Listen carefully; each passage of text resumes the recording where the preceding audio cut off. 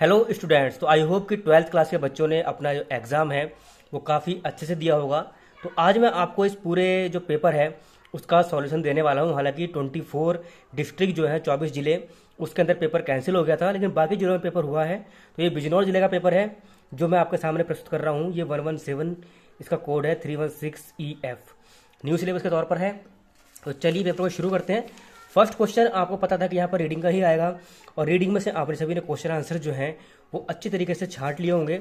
और यहाँ पर what is the real ornament of women, women का रियल ऑर्नामेंट क्या है। शुरू की लाइन में ही इसका आंसर है the real ornament of women is her character his purity, या सॉरी हर प्योरिटी। तो उसका जो करेक्टर है, उसकी जो प्योरिटी है, वही उसका रियल ऑर्नामेंट है। वीडियो थोड़ी सी लेंथ जरूर होगी, लेकिन इसका जो आपको सॉल्यूशन है वो पूरा मिलेगा। तो ये फर्स्ट का आंसर है। अगर हम सेकंड क्वेश्चन की बात करते हैं तो ये है what thing has been called a sacrifice by Bhagavad Gita. Bhagavad Gita के आधार पर किस चीज़ को सेक्रीफाइस कहा गया है। तो इसका जो आपको आंसर मिलेगा वो आपको यह मिलेगा यहाँ पर। It is a social and religious obligation and has been called a sacrifice by the Bhagavad Gita.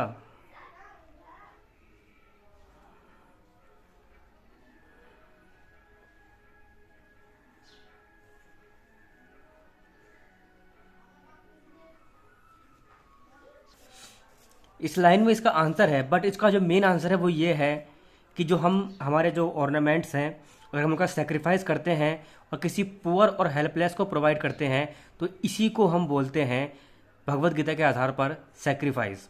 तो हमें ये लिखना था कि जो भी हमारे ऑर्नामेंट्स हैं वो अगर हम पुअर्स को और हेल्पलेस को प्रोवाइड करते हैं जिनको उनकी ज़रूरत है, अगर हमारे पास इतना पैसा है तो उस चीज़ को आप लिखेंगे। लेकिन फिर भी अगर आपने इट से लिखा है और यहाँ तक लिखा है, दैट्स गुड, नो प्रॉब्लम। और इसके अलावा बाकी आपको फिर भी इसके आधार पर अच्छे मार्क्स मिल जाएंगे। नेक्स्ट क्वेश्चन है what is considered to be a greater sacrifice, यानी कि बड़ा सेक्रीफाइस किसे हम कहेंगे। तो इसका जो आपको आंसर मिलेगा वो सिंपल है। यहाँ पर greater sacrifice can be poor and needy, there can be no sacrifice higher than to forget the distinction of high and low and to realise the equality of all man. यहाँ पर इससे बड़ा कोई भी sacrifice नहीं हो सकता अगर हम ऊंच और नीच का जो भेदभाव है वो ख़त्म कर दें और सभी इंसानों को बराबर ट्रीट करें। तो इसका जो आंसर है वो हमें ये कंप्लीट लाइन में मिलेगा। और इसका आंसर आप सेम टू सेम लिखते हैं, दैट्स गुड। इसके अलावा अगर आप कुछ चेंजेस भी करते हैं अपने हिसाब से तो भी आपको अच्छे मार्क्स मिल जाएंगे। इसके बाद डी वाला क्वेश्चन हमारा पड़ता है where does the real ornamentation lie. ये 3 नंबर का था। इसके बाद इसका जो आंसर है वो ये है real ornamentation lies not in loading the body with metal and stone but in purifying the heart and developing the beauty of soil. अगर आप यहाँ से लिखते हैं तब भी ठीक है, और अगर आप सिर्फ ये लिखते हैं कि real ornamentation lie in purifying the heart and developing the beauty of soil, तो फिर आपको बहुत अच्छे मार्क्स मिलने की पूरी उम्मीद है, क्योंकि आपने कुछ क्रिएटिव आंसर दिया है। इसके बाद ई वाला क्वेश्चन आता है हमारा। एक नंबर क्वेश्चन है स्पॉटलेस का मतलब क्या होता है। स्पॉटलेस यानी कि बिल्कुल प्योर, जो कि आपका बिल्कुल प्योर है वही हमारा स्पॉटलेस है। तो इसका आंसर हमारा प्योर आ जाएगा। इसके अलावा इनसिग्निफिकेंस का अपोजिट क्या होगा, इन हट जाएगा, केवल सिग्निफिकेंस रहेगा। और इसके अलावा है what does the phrase getting right of mean in passage. Passage के अंदर गेटिंग राइट ऑफ का मतलब क्या है। इसका मतलब होता है लीव या एवॉइड या किसी चीज़ से छुटकारा पा लेना। ये सब हमारा होता है, इसको हम बोलते हैं गेटिंग राइट ऑफ, यानी कि छुटकारा पा लेना, इसको हम हिंदी में बोलते हैं। इसके अलावा सेक्शन बी था हमारा। यहाँ पर सेक्शन बी में क्या है, राइट एन आर्टिकल। यहाँ पर 100 से 150 वर्ड्स में आपको एक आर्टिकल लिखना है। ये 10 मार्क्स का है। चैलेंज बिफोर आवर कंट्री, हमारी कंट्री के सामने आजकल क्या क्या चैलेंजेस हैं। चैलेंजेस यानी कि पॉपुलेशन कंट्रोल इंडिया से नहीं हो रही है, करप्शन इंडिया के अंदर बहुत ज़्यादा है, एनवायरनमेंट की जो प्रॉब्लम वो भी ज़्यादा क्रिएट हो रही है, अनएम्प्लॉयमेंट की भी जो हमारी प्रॉब्लम है वो क्रिएट हो रही है। यानी कि जो भी प्रॉब्लम्स हमारी इंडिया के अंदर थी वो अगर आपको इसमें लिखना था, उनके बारे में थोड़ा बहुत एक्सप्लेन करना था। जैसे कि बेसिकली प्रॉब्लम पॉल्यूशन, अनएम्प्लॉयमेंट, इसके अलावा पॉपुलेशन कंट्रोल, इस टाइप की जो आपको टॉपिक्स हैं वो लिखने थे, उनके बारे में 20 से 30 वर्ड्स अगर आप लिखते तो ईजिली आपके 100 वर्ड्स बैठ जाते। इसके अलावा बी वाला सेक्शन क्या है, how can we make our environment friendly. जब हम मतलब कि हम अपने एनवायरमेंट को फ्रेंडली कैसे बना सकते हैं, इसके मेन रीज़न वही है पॉल्यूशन कम करके, पॉल्यूशन को आपको कम करना है, save trees and plant more trees, ये बेसिकली इसके टॉपिक थे। इसके अलावा बाकी सब कुछ यहाँ हो जाना था, पेड़ को हमें ज़्यादा काटना नहीं, ये सब हमें कुछ कुछ लिखना था। तो ये 2 टॉपिक्स आपने ईजिली लिख दिए होंगे, आई होप कि मुझे ऐसी उम्मीद है। Democracy in the year that follows, अभी आपको इसके बारे में लोकतंत्र के बारे में बताना है जो हमारे इस समय हाल फिलहाल में इस साल लोकतंत्र चल रहा है, उसके बारे में आप क्या संतुष्ट है या नहीं है। तो ये आपको 10 मार्क्स लिखने थे। तीसरा क्वेश्चन हमारा लेटर है 10 मार्क्स का, ये हमारा initiate a vaccination programme in your village. ये आपको सीएमओ को लिखना है डिस्ट्रिक्ट लेवल पर, जो आपके विलेज में वैक्सीन प्रोग्राम लगाने के लिए, कि आपके ज़िले में जो सीएमओ है उनसे आपको रिक्वेस्ट करनी है कि आप हमारे गांव में कोई वैक्सीन का प्रोग्राम करिएगा। हमारे गांव के लोगों को वैक्सीन लगवाने बहुत दूर जाना पड़ता है। उसके बाद ये सब चीज़ें आपको लिखनी है इंग्लिश के अंदर, जैसे कि in our village there are many people who can not go to city, there are so I request you to please initiate a vaccination programme in our village. उसके बाद आपको लिख देना था, कोई दिक्कत नहीं थी, 10 मार्क्स आपके कंप्लीट थे ये। फिर यहाँ पर जो अगला क्वेश्चन है, write letter to your principal requesting him to organise a district level debate. District level debate के लिए आपको रिलीजन एंड पॉलिटिक्स पर अपने कॉलेज में या स्कूल में जो भी है, आपको एक डिबेट ऑर्गेनाइज करवानी है। तो आपको प्रिंसिपल को उसके लिए रिक्वेस्ट करना था कि आप प्लीज़ एक डिबेट ऑर्गेनाइज करवाइएगा रिलीजन एंड पॉलिटिक्स के ऊपर स्कूल के अंदर। तो ये भी आपका 10 मार्क्स का था। सेक्शन सी अब हमारा आता है ग्रामर का। Choose the correct word to answer the following question. Undue favour of place one's relative to in liquidative post is called. ये सब आपने अभी तक देखा ही है।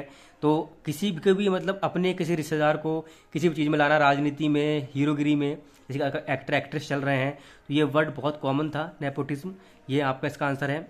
The phrase on the when, on the when का मतलब होता है कि किसी भी चीज़ का कम होना, लेस होना। तो लेस होने का मीनिंग यहाँ पर केवल डिक्रीजिंग में ही आ रहा है, तो डिक्रीजिंग ही इसका करेक्ट आंसर है। इसके अलावा डेस्पाइस का मतलब तो आपको पता ही है, निराशा होता है। निराशा यानी कि हमें इसके अंदर कौन सा है, हेट, हेट से ही हम निराशा को यहाँ पर कंक्लूड कर सकते हैं।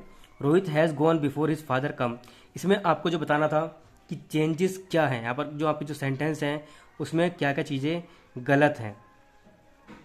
यहाँ पर कम में हमारी जो है वो गलती है, क्योंकि यहाँ पर आपको अगर ये सेकंड फॉर्म आती तो यहाँ पर हेड होना चाहिए था, बट अगर यहाँ पर हिज फादर भी आया है तो वो सिंगुलर है। अगर ये प्रेजेंट टेंस में बनता है तो यहाँ पर कम से आना चाहिए था। तो यहाँ पर कम की जो मिस्टेक है ये गलत है, इसको यहाँ पर आपको टिक करना था। The antonyms of savour, savour का जो एंटोनियम है वो क्या होगा। तो सेवर का मतलब होता है गंभीर और माइल्ड का मतलब होता है हल्का। यहाँ पर हम माइल्ड और सेवर में एंटोनियम्स हैं, इसको हम यहाँ पर माइल्ड कर देंगे। फिर नेक्स्ट क्वेश्चन है question number 5, change any one of the following into indirect narration. तो मैं आपको दोनों बता देता हूँ। यहाँ पर Mohit said to Rita why did you stop here, तो यहाँ पर व्हाई डिड है तो यहाँ पर आस्क्ड आ जाएगा, मोहित आस्क्ड रीता। अब यहाँ पर ये व्हाई से शुरू है तो यहाँ पर कोई भी आपका कंजक्शन नहीं आएगा, इफ वगैरह अगर आपने लगाया तो आपका सेंटेंस गलत हो गया है। तो मोहित आस्क्ड रीता व्हाई, यू की जगह यू चेंज होगा हमारा रीता के हिसाब से, why she stopped there, here का हो जाएगा देयर और स्टॉप का स्टॉप्ड हो जाएगा। तो आपको ये करना है। और यहाँ पर ये डिड है यानी कि ये पास्ट इंडेफिनिट है, ये पास्ट परफेक्ट में चेंज होगा, तो यहाँ पर स्टॉप्ड से पहले हैड भी आएगा। तो why she had stopped there, इस टाइप से आपका पूरा सेंटेंस ये कंप्लीट बनेगा। The teacher said to the children do not quarrel with your sister, ये एडवाइस है एक तरीके से। The teacher advised children not to, यहाँ पर सिर्फ नॉट टू आ जाएगा, not to quarrel with their sisters, क्योंकि बहुत सारे हैं तो ये प्लूरल है। इसके बाद यहाँ पर आपको डायरेक्टेड यानी कंपाउंड चेंज करना था। The thief was punished, the thief was find, तो यहाँ पर कंपाउंड में यानी कि इनको मिक्स करना है। तो the thief was punished and the thief was find, इस टाइप से आप अगर एंड भी लगाएंगे तो यहाँ पर इसका आंसर सही है। और आप ये लिखते हैं the thief was punished as well as the thief was fined, तब भी आपका आंसर जो है वो ठीक है। फिर सेकंड है when does the train arrive, don't know the time, complex करना है। I don't know the time when does the train arrive, या फिर I don't know the time when the train arrives. इस टाइप से आप जो पूरा सेंटेंस है ये बना सकते हैं। सी वाला है any one of the following a directed, comparative degree में बोलना है, चेंज करना है। Kashmir is not so hot as Bhopal. Kashmir जो है वो भोपाल की तरह गर्म नहीं है, तो इसे कंपेरेटिव में बदलेंगे तो Bhopal is hotter then Kashmir. हम ये लिख सकते हैं Bhopal is hotter then Kashmir. इससे क्या होगा, हमारा ये चेंज हो जाता है हॉटर में। और इसके अलावा एक आता है पैसिव वॉइस में, व्हाट मेड यू हैप्पी। इसमें भी आपको चेंज करना है मेड, यानी कि ये हमारा सेंटेंस बन जाता है पास्ट इंडेफिनिट। और पास्ट इंडेफिनिट हम चेंज करते हैं तो व्हाट से ये बनेगा हमारा ये sentence, by what had you made watch. यहाँ पर वाज आएगा, सॉरी यहाँ पर वाज नहीं यू है, तो ये वर आएगा, by what were you made happy. इस टाइप से जो आपका सेंटेंस है वो कंप्लीट बन जाएगा।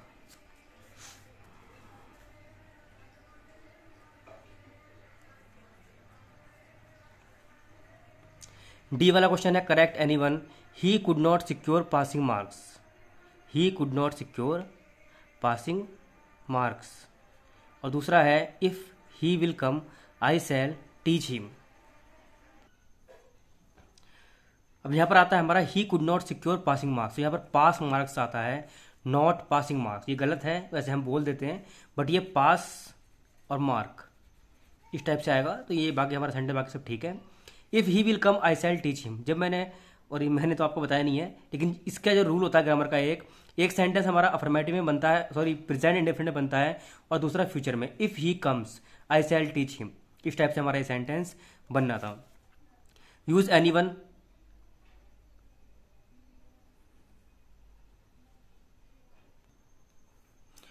यूज एनी वन, और इसमें हमें एक यूज करना है पेन और पेन, यानी कि पेन का मतलब होता है दर्द और पेन का मतलब होता है खिड़की में फ्रेम हुआ शीशा। तो इन दोनों में से आप दोनों को आराम से यूज कर सकते हो।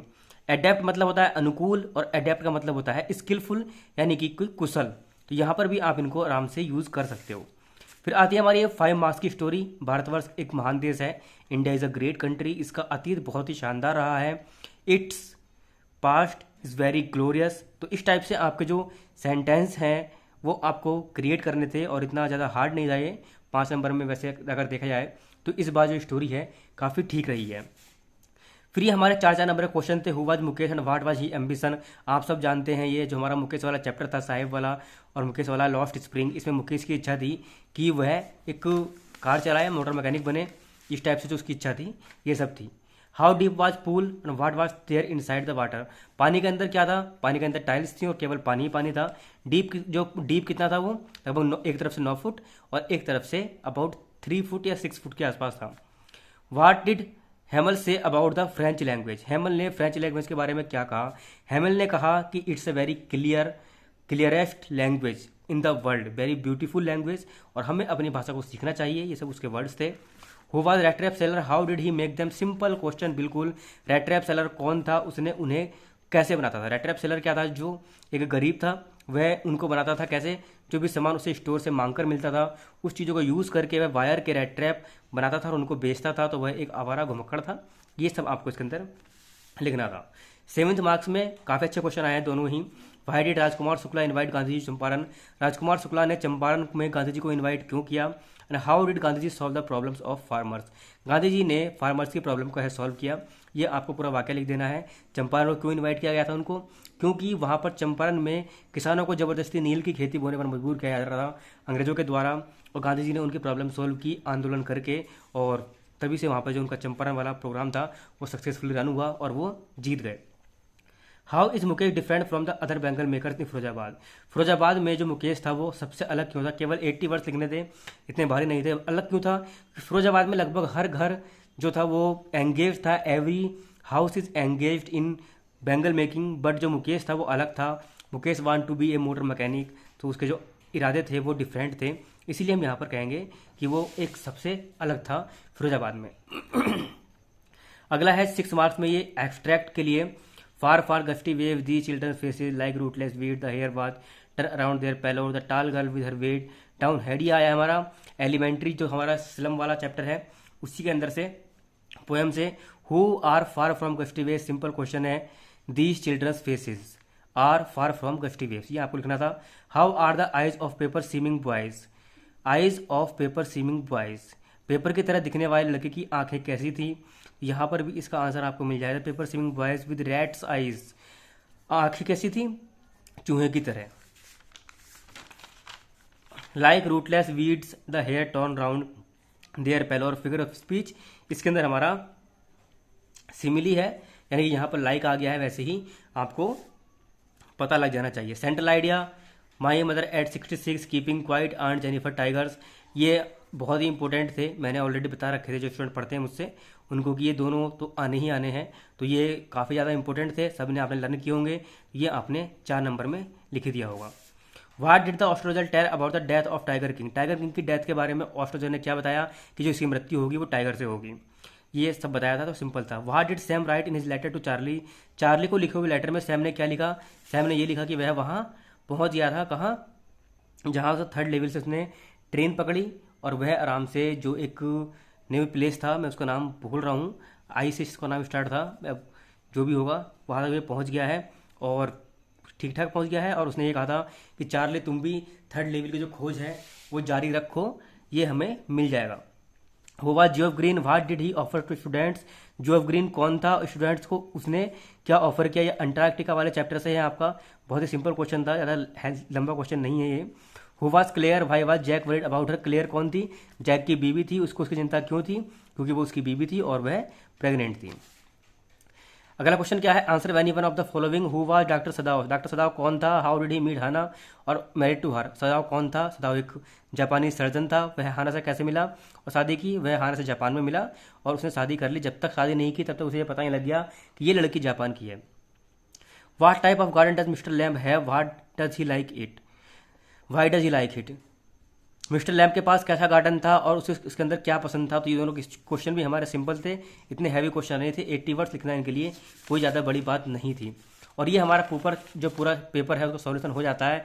आई होप कि आपकी समझ में आ गया होगा, आपने अच्छे से पढ़ा है तो आई थिंक आप 85 प्लस इसके अंदर स्कोर करेंगे ही 101%। अगर आपने एक बार भी अगर अपनी बुक्स के जो क्वेश्चन आंसर्स हैं उसको अच्छे से रीड किया होगा, क्योंकि मोस्टली क्वेश्चन आंसर्स क्या लगभग सारे के सारे क्वेश्चन आंसर्स बुक से ही आए हैं। स्टोरी इतनी हार्ड नहीं आई है, ना ही एंटोनिम्स में इतने हार्ड हैं, पैराग्राफ भी इतना हार्ड नहीं है। तो आई थिंक 85 प्लस आराम से इजीली स्कोर किए जा सकते थे और पेपर ये हमारा हैवी नहीं था, इजी पेपर था।